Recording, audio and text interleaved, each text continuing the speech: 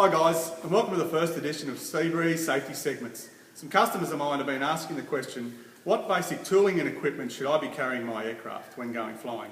So I've put together a basic kit of the tools and equipment which I believe you should carry, which we'll go through now.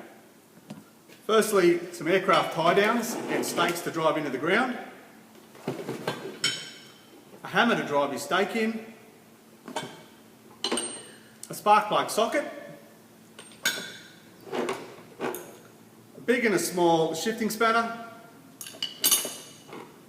2 screwdrivers, a Phillips head and a flat blade screwdriver, a small knife, a small hand pump, a couple of spare spark plugs, a small head torch and a couple of litres of oil. And that's what I believe you should carry in your little flyaway toolkit. Thanks very much for watching SBSS Safety Segments, and safe and happy flying. See you next time.